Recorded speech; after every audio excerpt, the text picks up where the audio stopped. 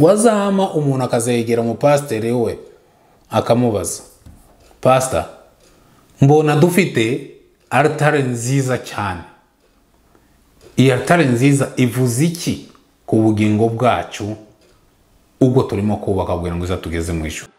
Joni muza bavandimwe hano kuri dusangire urukundo, dusangire ubumenyi, dusangire urukundo, dusangire ubumenyi. Uraho bavandimwe badusangire, nidanangaha ndabasaba kuri subscribe no ukanda kukazogera, nanjye narabikoze nkora subscribe nkanda no kukazogera. Murakoze. Uraho bavandimwe badusangire, arakoze umwana Dani kuri iyo njyana ye. Ni indirimbo izagitangiza ibiganiro bya dusangire. Dani mwamushigikira, ni umwana ukiri mutoya ariko w'umuhanga cyane cyane kuri gitari. Mwamureba kuri channel ye mukagira icyo mumufasha. Mwari muzi neza yuko ko twita cyane ku mibiri yacu tukibagirwa kwita cyane ku bugingo bwacu, kandi imibiri izasigara. Imibiri yacu ni yakanya gatoya. Abavuga butumwa, abapotre beza, namwe ababishop, mutwigisha urukundo, mutwigishe gushora imari kubyo tuzakomezanya nabyo aho gushora imari kubizasigara hanga. Mutakaza umwanya mwinshi mudusengera ku bintu, tuzabona inzu, tuzabona imodoka, tuzabona akazi, ibintu nk'ibyo ngibyo. Yego ni byiza kuko nabyo tugomba kubigira mu buzima bwacu, ariko mujye munadufasha kutwigisha kubyubaka ku bugingo. Ba mama, ba papa muri aho ngaho, tugenda tukagura imyenda ihenze. Ibi bintu narabivuze kandi ndakomeza mbivuge. Imbere yuko ugura sipero wax Hollande, imbere yuko ugura rwa rukweto ruhenze, tekereza kuba atari ufite namba. Ushobora kugura, aho kugura y'ibihumbi 70, wagura y'ibihumbi 50, ibihumbi 20, ugahesha umugisha umuntu runaka, urebe ukuntu uzabona umugisha. James Yakobo yaravuze ibintu bikomeye cyane, aravuga ngo idini nyakuri risura imfubyi n'abapfakazi, risura abari mu mazu y'imbohe. Idini ryacu dusengeramo rirabikora. Ibaze nawe, idini ryawe usengeramo rirabikora. Nimba tutarabikora nukuvuga ko atari idini nyakuri. Si Costa ubivuze, ndavuga ibivugika muri Yakobo. Yaravuze yuko idini nyakuri risura imfubyi n'abapfakazi. Iryawe niritabikora nukuvuga ko ari idini ry'ikinyoma, kuko ikitari ukuri ni kinyoma. Uramenye rero, hari ukuntu dukorera umuvumo aho gukorera imigisha. Urafata amashenete ahantu twari turi urusengero nasengeragamo, abantu ugasanga batanze amashenete, batanze amahereni, batanze ibikomo. Bivuze iki imbere y'Imana? Bivuze iki ku bugingo bwawe? Ese wafashe iriya shenete ukayigurisha? Nimba wumva ushaka kuyitanga kwihereza Imana, wafashe ukayigurisha ukajya gufasha abantu batishoboye. Ayo mashenete n'amahereni mwatanze mu rusengero yagiye he? Muzahanu bijya? Ugira ngo bijya gufasha abantu batishoboye?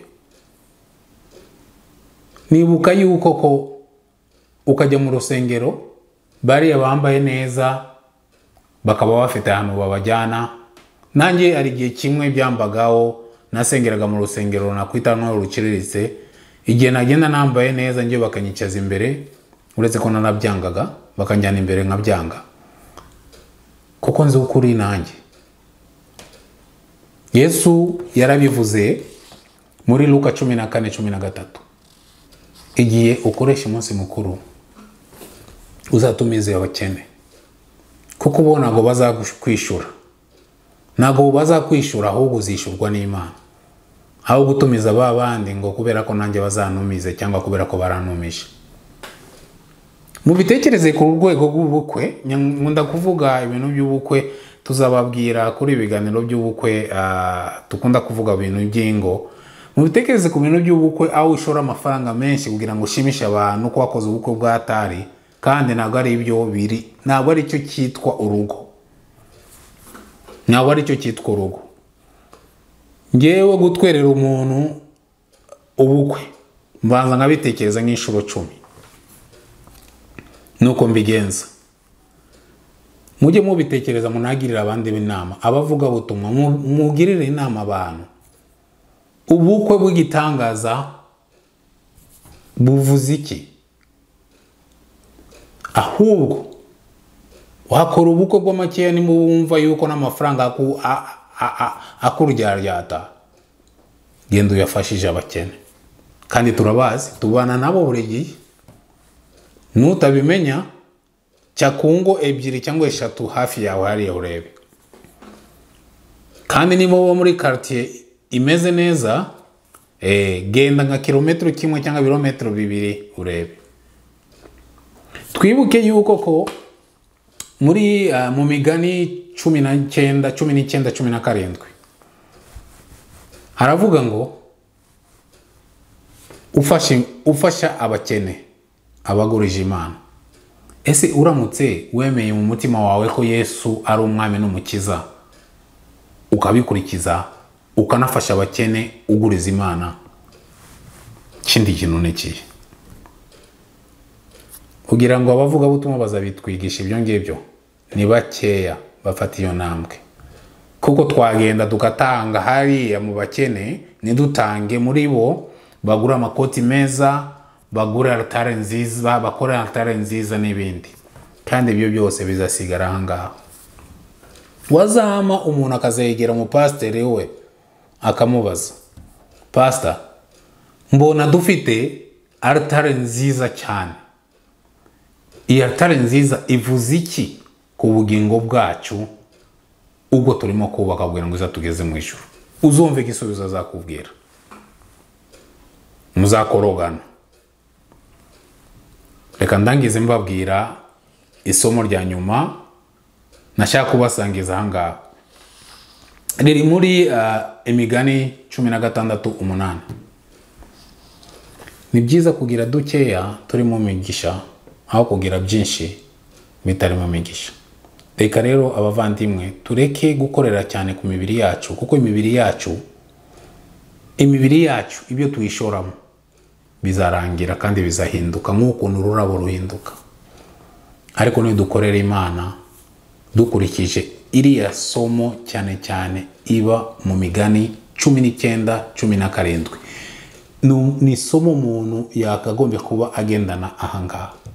Nushaka kumenya ruriya rukundo Yesu adusaba, tutazaza kubwirwa ngo ntago wamfashije nka kwa kundi yavuze ngo mve inyuma kuko utigeze umfasha, sinakumenye, ntiwamenye, ni njyewe wari uri yaranimo gusabiriza ariko ntago wigeze umfasha. Ninde wakunda kubwirwa ibyo ngibyo? Njyewe impamvu mbivuga ibi ngibi, nabonye urukundo rw'Imana. Nababwiye ko nigeze gufungwa inshuro 5, natanze ubuhamya 3, uburyo nafunzwe i Burundi n'uburyo nafunzwe muri Zaire inshuro 2. Nzababwira n'uburyo nafunzwe mu Rwanda inshuro 2. Aho hose muzabona ukuntu Imana yigaragaza ku bantu abatishoboye, ukabona ari bo batanga urukundo. Kandi nako bimeze iwacu. Usanga iwacu abatishoboye nibo bafasha abatishoboye, kandi abitwa ngo bashobora kugira utuntu runaka. Reka nta rukundo rurimo. Tugira urukundo niko kugira Imana. Nitugira Imana tuzaba dufite urukundo. Ndarangiza mbibutsa imigani 19:17. Murakoze cyane. Amavideo y'ubuhamya rero naya ngaya ari hano mwakurikira. Mukomeze mudukurikire. Imana ibahe umugisha.